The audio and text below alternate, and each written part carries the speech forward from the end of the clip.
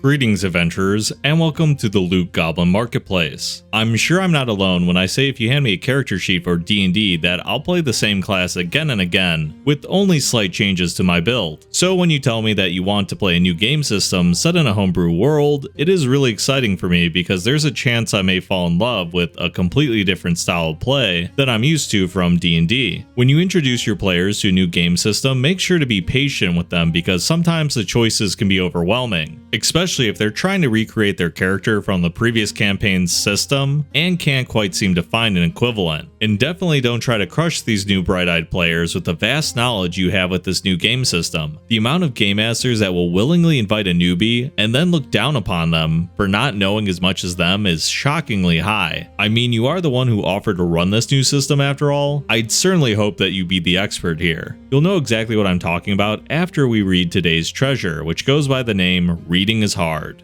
15 years ago, I was invited to a session DM'd by a friend. It was both a homebrew setting and system. Along with me, there were 3 other players. The Dungeon Master started by explaining a bit about the setting, which was quite interesting. We didn't get a full info dump, just basic stuff. I don't remember much about the world, but it was only a high-level overview. Then we went to character creation. All the info for the system was written down by hand in some notebooks. The system had very simplistic stats, with one representing all physical prowess, one being responsible for the mind, and one for all magic things. There was also a very extensive skill selection, with hundreds of skills to choose from. They were very detailed. I decided I wanted to be a scholar, who would know many languages, and be well versed in many of those mind-related things. The Dungeon Master told us we didn't have to build towards combat, as going through encounters with roleplay was also a possibility. After character creation, we started. The party entered the city, which was described as the big sprawling capital of the whole country. The Dungeon Master mentioned there was a notification board in the city center. It was cliche, but I decided to take the plot hook and roll with it. I said I'm going towards the city center to read the board and look for the job for us. The Dungeon Master told me it would take 45 minutes to get there. I asked others to go with me, but they wanted to do other things, and everyone split up to do their own thing. One went to order food in a nearby tavern, one went to the nearby store to do some shopping, one started picking up NPCs, stuff like that. I said that I'll just get us a job and be back. While my character was going to the center, the Dungeon Master started roleplaying all interactions with other players. Everything they did had instant feedback, even if the action should take some time. For example, if you order food, it usually takes time to be prepared. All things that the other players did were pretty mundane. None furthered any plot or found even a single plot hook. They were just enjoying their time doing mundane things, each of them in order, while nothing interesting happened to me. After more than 2 hours of real-life time, my 45-minute wait ended and I reached the board. I said I'm looking for some job offer that'll catch my eye. The Dungeon Master answered, "You can't read, so you just stare at it." I pointed out how I'm very educated, I know multiple languages, history, science, math, but apparently there was a skill for reading and writing among the hundreds of skills he presented to us, and I didn't take it. The Dungeon Master checked our characters before we play and never said anything, even when I explained my scholar concept. He also never said anything 2 hours earlier when I told him my intention was to read the board. He only mentioned it when I already got there. We argued a bit about it. He said most people in this world cannot read, which should be obvious. I've only played Dungeons & Dragons before, which he knew, where you were assumed to know how to read if you knew a given language, so it was not that obvious for me. I asked what the point of a notice board is in cities if no one can read them, to which I got no real answer. I asked if I could drop one of my less useful knowledge skills in lieu of reading, since I didn't know it was a skill, and my character for sure wouldn't walk for 45 minutes to read something when they cannot read. My character was very intelligent. Also, sitting with my nose inside books was one of the 2 sentences in my backstory. It was a no. He said when a character is done, then the character is done. I usually would agree, but this was a homebrew system I knew nothing about. But I didn't fight over it. I decided to roll with it. Okay, so my character asks around to find someone to read the board for them, to which the Dungeon Master replies, "Sure, it'll take you 30 minutes to find such a person." I was surprised that it would take so much time and asked if there was some library nearby, or a board keeper, or a guard that takes care of the board, wizard who would be able to help me read it, but he said no one obviously able to read is nearby, and I have to look for 30 minutes. I agreed because I really had no better idea how to move the plot forward. I didn't know in character if other player members could read, and anyway, it was a 45-minute walk away from them, and didn't know their exact location. Honestly, I want to give the author a lot of credit here. In this situation, I would already be furious. Expecting this player to read what is hundreds of skills, probably dozens or even hundreds of pages that are handwritten, who knows how good his handwriting is, and then not even bothering to read the 2 sentences in his backstory that would make it very apparent what he would like. I'm not quite sure how hands-on this Dungeon Master was during the character creation process, but yeah, I agree, this guy's making it very clear that he's someone who likes to read and write. The guy would do it as a hobby, he does it professionally, and he took the stat that's usually correlated with intelligence checks. And yeah, maybe the wizards in this universe do the magic skill and not the intelligence skill, but then that's even more so of a reason to point out the read and write skill in my opinion, because obviously if he wanted to play a wizard with a spellbook, he would have picked the other stat. He intentionally picked a scholar with the intelligence stat. So there's just so many chances where the Dungeon Master could have caught on, and now that this guy's begging him for honestly a really easy tweak to his character sheet, he's going to be all high and mighty and say all decisions are final. This is a perfect system. You're the one that messed up, not me, the game master of this homebrew system I made up last week. Honestly, the fact that he rolled with it even after that, asked for what would be an easy out for the DM, which is saying, hey, is there someone literate around so we can progress the plot, and then maybe later on when I level up I can take this skill. This Dungeon Master ends up having the nerve to say, no, it'll take about another 30 minutes. Obviously there's no one around that can read. I don't really have a lot of context, but just based off a gut instinct, I feel like this guy has it out for you.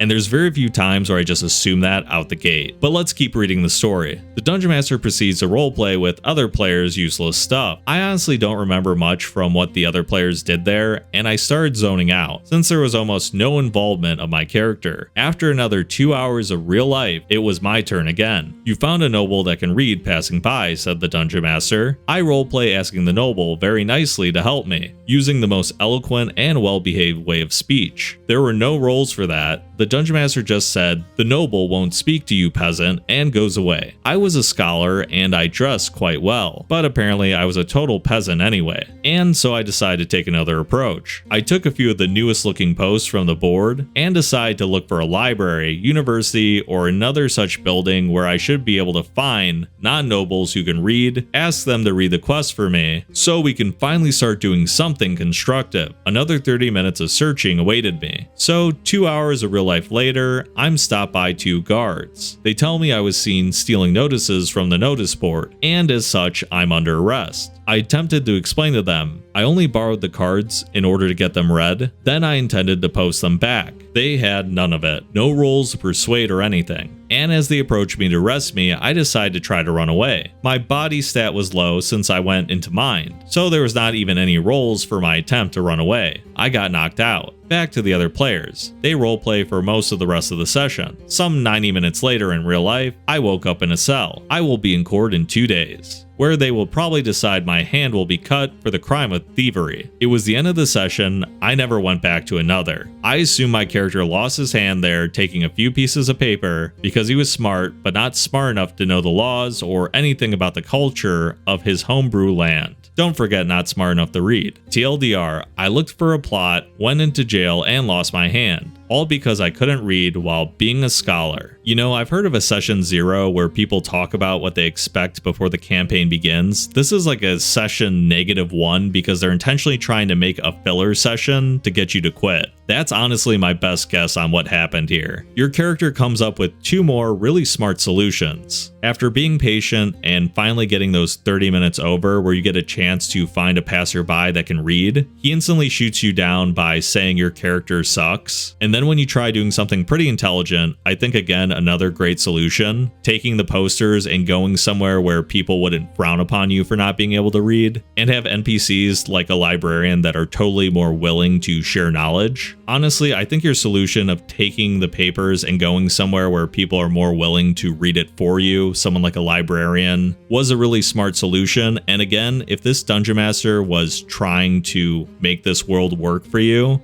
You gave him a really solid out and he should have totally used it, which again makes me think that there's something else going on behind the scenes here where he wants you to quit. For some reason, the rest of the party was totally okay role-playing the most basic stuff, and there is the off chance that the Dungeon Master really didn't have anything planned for that week, so he's stalling for time. I've seen stories like it before in the past. His solution was to quit after 3 bad 8-hour sessions where no plot really progressed. I think the fact that the guy made it obvious that he had it out for you made quitting a really easy decision, but I wish I knew why exactly he did what he did. This isn't just stalling, it's obviously malicious. I know we didn't hear a ton about this homebrew world, but honestly it sounds very underwhelming. The fact that you didn't get to roll at all because you didn't have enough points in the relevant stat when the guards were chasing you is really annoying, and when the noble walked by you really didn't get a chance to roll either. I would assume that mind is the relevant stat for what would essentially be persuasion. I can only imagine that the Dungeon Master has some obscure skill in the back of his skill book called Talk with Nobles that you had to take, or maybe it's called Not a Peasant. I don't know, something stupid like that. The entire homebrew world and the game system it's built upon sounds really boring, and I can almost guarantee you that bad D&D is better than whatever this is. I know the saying normally goes, no D&D is better than bad D&D, so thank you for sharing. I actually tried digging through their post history to see if there was any more context, like maybe a fully updated story, but there doesn't really seem to be anything here. I want to know what you guys think in the comments below. The Dungeon Master totally hated this author here, right? If you liked the video, make sure to share and comment, as it really helps the channel grow. You can always subscribe if you haven't, and become a member if you want to help the channel further. And as always, I hope to see you in the next video. Farewell for now. Hey kid, want to try some Gamersupps? You can now get free samples anywhere in the world and try the most delicious 0-calorie energy powder in the game when you use code Goblin. Each sample sent out gets me one step closer to my quest to get a flavor that tastes suspiciously like Dr. Pepper. If you end up liking those free samples and want to purchase some Gamersupps, make sure to use the link in the description or use my code to get 10% off your entire order.